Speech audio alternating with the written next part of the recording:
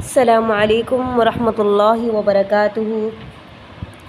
بسم اللہ الرحمن الرحیم۔ آج میں آپ لوگوں کو فضائل ذکر بتاؤں گی کہ اللہ کا ذکر کرنے کی، اللہ کو یاد کرنے کی، اٹھے بیٹھے چلتے پھرتے ہر وقت سوتے ہوئے کوئی کام کریں تب تو کتنا ثواب ہے اللہ کے ذکر میں مشغول رہنے کا۔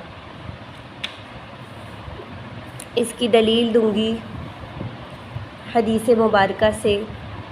عن ابی ہریرہ رضی اللہ تعالی عنہ قال قال رسول اللہ صلی اللہ علیہ وسلم فیما یذکر عن ربہ تبارک وتعالی اذکرونی بعد العصر وبعد الفجر ساعة اکفیک فیما بینہما۔ نبی کرم صلی اللہ علیہ وسلم کا ارشاد مبارک ہے کہ اللہ پاک تعالی شان و خود ارشاد فرماتے ہیں اپنے بندے سے کہ تو صبح کی نماز کے بعد اور عصر کی نماز کے بعد تھوڑی دیر مجھے یاد کر لیا کر، میں درمیانی حصے میں کیا کروں گا؟ تیری کفایت کروں گا۔ ایک اور حدیث میں کہ اللہ کا ذکر کیا کر، وہ تیرے مطلب برابری میں معین ہوگا، یعنی اللہ اس کے دل کو سکون عطا فرمائیں گے جو اللہ کا ذکر کرے گا۔ وہ کوئی بھی کام سوچے گا یا کرنے جائے گا وہ اس کے لیے کیا ہوگا؟ خیر ثابت ہوگا۔ آخرت کے واسطے ہی نہ صحیح تو دنیا کے واسطے کر لو۔ ہم لوگ کیسی کیسی کوششیں کرتے ہیں، کیا بگڑ جائے، یہ بگڑ جائے، یہ کام ہو جائے، وہ کام ہو جائے، لیکن کیا نہیں کرتے؟ اللہ کا ذکر نہیں کرتے۔ اللہ کہہ رہا ہے آخرت کے لیے نہیں کرو، دنیا کے لیے کر لو، دنیا کے لیے پڑھ لو۔ بیمار ہو سورہ فاتحہ کی تسبیح پڑھ لو، میں تمہیں بالکل ٹھیک کر دوں گا۔ کہ کاروبار میں رکاوٹ آ رہی ہے، استغفار پڑھو کثرت سے، سورہ یاسین پڑھو کثرت سے، سورہ مزمل پڑھو کثرت سے۔ اللہ کہہ رہے ہیں اپنے لیے پڑھ لو، دنیا کے لیے پڑھ لو اگر آخرت کے لیے نہیں پڑھ رہے، لیکن اللہ کا وعدہ ہے کہ کیا کروں گا؟ اسے آخرت کے لیے بھی اس کے 3 حصے کیے اللہ نے۔ اس کے بھی کتنے حصے کیے؟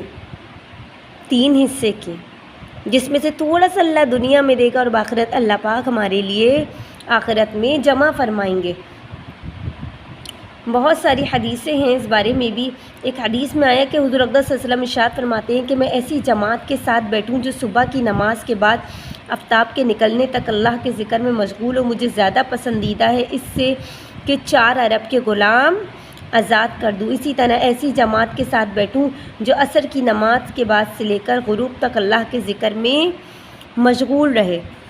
ایک حدیث میں آتا ہے جو شخص صبح کی نماز جماعت سے پڑھے، پھر آفتاب نکلنے تک اللہ کے ذکر میں مشغول رہے، پھر 2 رکعت نفل پڑھے، پھر اسے ایسا ثواب ملے گا جیسے کہ اس کا حج اور عمرے کا ثواب ملتا ہے۔ حج اور عمرہ بھی وہ جو کامل ہو۔ حضرت اقدس صلی اللہ علیہ وسلم کا ارشاد ہے کہ میں ایک جماعت کے ساتھ صبح کی نماز کے بعد آفتاب نکلنے تک ذکر میں مشغول نہ ہوں۔ مجھے دنیا اور دنیا کی تمام چیزوں سے کیا ہے؟ یہ محبوب ہے، یہ زیادہ میرے نزدیک کیا ہے؟ افضل ہے۔ اور جو شخص صبح کی نماز کے بعد اس ہیبت سے اٹھے بغیر ہی، بولے بغیر ہی لا الہ الا اللہ وحدہ لا شریک لہ لہ الملک ولہ الحمد یحیی ویمیت وہو علی کل شیء قدیر پڑھتا ہے، اس کا ترجمہ اللہ کے سوا کوئی معبود نہیں، وہی ذات پاک صفات میں اکیلا ہے، کوئی اس کا شریک نہیں، سارا ملک دنیا آخرت اسی کا ہی ہے، جتنی خوبیاں ہیں اسی پاک ذات کی، وہی زندہ کرتا ہے، وہی مارتا ہے، ہر چیز پر قادر ہے۔ تو اللہ پاک اس کے لیے کتنی نیکیاں لکھتے ہیں؟ 10 نیکیاں اللہ پاک لکھ دیتے ہیں، 10 برائیاں معاف فرما دی جاتی ہیں۔ اور جیسے کہ میں نے آپ کو پہلی ویڈیو میں بھی بتایا تھا، میں آج بھی آپ لوگوں کو یہی بات بتاؤں گی کہ جو دنیا کی نیکیاں ہوتی ہیں نا، یہ جو ہم دنیا میں نیکیاں کرتے ہیں نا، یہ آخرت میں جا کے ہمیں کس صورت میں ملیں گی؟ جیسے ہمارے پاس دنیا میں پیسے ہوتے ہیں نا، پیسے نہ ہو تو ہم کھانا نہیں بنا سکتے، پیسے نہ ہو تو ہم کپڑے نہیں خرید سکتے، پیسے نہ ہو ہم بل نہیں بھر سکتے، پیسے نہ ہو تو ہم کچھ بھی نہیں کر سکتے نا۔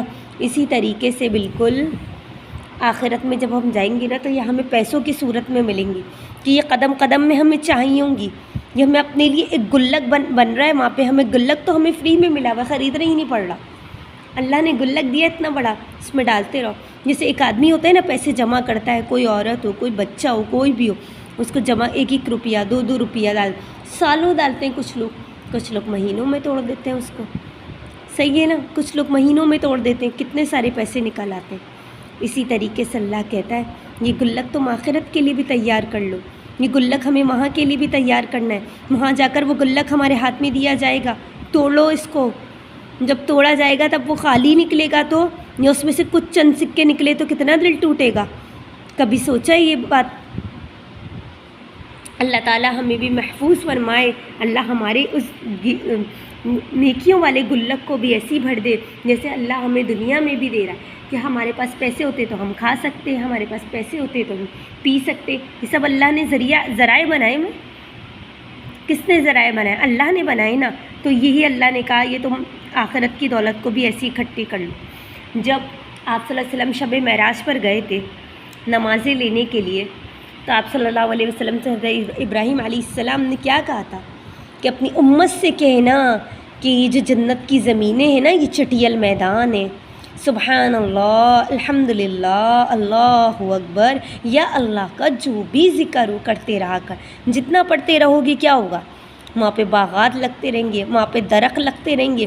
یہاں پہ ہمیں گھر بنانے کے لیے بہت پیسے اکٹھے کرنے پڑتے ہیں، بہت پیسے اکٹھے کرنے پڑیں گے، جب جا کے ہم باغات بنائیں گے، جب جا کے ہم اپنا گھر خرید پائیں گے، جب جا کے ہم ٹھیکیدار بھی کریں گے، جب جا کے ہم مزدور بھی کر پائیں گے۔ لیکن وہاں پر ہمیں کیا کرنا ہے؟ صرف قرآن پڑھنا ہے، صرف تسبیح پڑھنی ہے، صرف سبحان اللہ ہی کہنا ہے بیٹھے بیٹھے۔ تو وہ کیا ہے؟ ہمارے لیے وہاں پیسے بھی جمع ہو رہے ہیں، ہمارے لیے باغات بھی بن رہا ہے، ہمارے لیے فری میں گھر بھی بن رہا ہے۔ بتائیں نفع کا سودا زیادہ کس کا ہوا، دنیا کا ہوا یا آخرت میں؟ لیکن اللہ تو یہاں پہ کیا کہہ رہا ہے؟ اللہ تو کہہ رہا ہے تم دنیا کی نیت سے بھی پڑھو گے تو تب بھی میں تمہیں دوں گا، کیونکہ اللہ خوش ہے۔ اللہ کیا ہے؟ اللہ تو خوش ہوتا ہے میرا بندہ مجھ سے مانگ رہا ہے، بول تو رہے نا۔ ایک اس آدمی کا واقعہ آتا ہے جو ہزاروں سال تک صنم صنم کہتا رہا تھا، اس کے منہ سے بھولے سے صنم کہتے کہتے صمد نکل گیا اور اللہ نے چھپڑ پھاڑ کے دے دیا۔ فرشتوں نے روک لیا، اے اللہ یہ تو اتنے سالوں سے صنم کو پکار رہا ہے، ایک دفعہ تو اس نے بھولے سے صمد گایا ہے، ایک ہی دفعہ تو گایا۔ تو اللہ نے کہا نہیں، ایک دفعہ ہی کیوں نہیں، اس نے کہا تو ہے نا صمد، کیا فرق ہوگا اس میں اور مجھ میں جو اتنے سالوں سے صنم اس کو کہہ رہا اور وہ نہیں سن پا رہا، اور میں اس کی ایک آواز کو کیوں نہ سنوں؟ میں ہوں صمد، بے شکلی بھولے سے اس کے منہ سے نکلا ہے۔ اللہ تو اتنا مہربان ہے، اتنا مہربان ہے، بہت مہربان ہے۔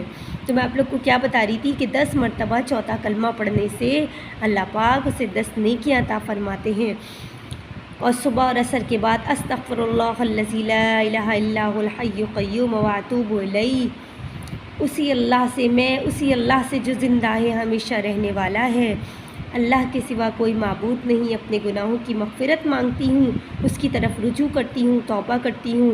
3 مرتبہ پڑھ لیں تو اس کے گناہ بھی ایسے ہی معاف ہو جائیں گے جیسے جو خوا کے وہ سمندر کے کیا ہوں، جہاں کے برابر کیوں نہ ہو۔ اور اللہ کا ذکر ہمارے دل سے فکر و غم کو کیا کرتا ہے؟ دور کرتا ہے۔ اللہ کی محبت آتی ہے ہمارے دل میں، ہمارے چہرے پر اللہ کا نور آتا ہے، اور ہمارے دل میں اتنی ہیبت اور رعبت ہوتی ہے کہ ہمارے چہرے پر کہ سامنے والا کوئی بھی ہم سے بات کرتے ہوئے ڈرے گا۔ اللہ نے اتنا رعب ڈالا ہوتا ہے، ایک بردباری ہوتی ہے، اور وہ خوف یہ نہیں ہوتا کہ بشدی کہ وہ دنیا میں لوگوں کو ڈرا رہا ہو، ایک عزت کے مانند ہوتا ہے وہ رعب، وہ ہیبت۔ حضور اقدس صلی اللہ علیہ وسلم فرماتے تھے کہ دولت قدا میں تھے ایک مرتبہ، آیت وزبر نفسک الذین نازل ہوئی، جس کا ترجمہ اپنے آپ کو ان لوگوں کے پاس بیٹھنے کا پابند کیجیے جو صبح شام کیا کرتے ہیں؟ اپنے رب کو پکارتے ہیں۔ حضور اقدس صلی اللہ علیہ وسلم اس آیت کے نازل ہونے پر ان لوگوں کی تلاش میں نکلے، ایک جماعت کو دیکھا جو اللہ کے ذکر میں مشغول تھی، بعض لوگ ان میں بکھرے ہوئے بالوں والوں ہیں، خوش کھالوں والے ہیں، اور صرف ایک کپڑے والے ہیں۔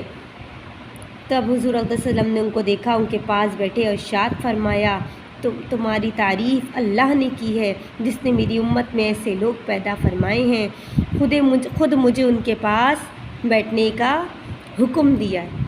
وآخر دعوانا الحمدللہ رب العالمین۔ اللہ پاک مجھے بھی اور آپ لوگ کو عمل کی توفیق عطا فرمائے۔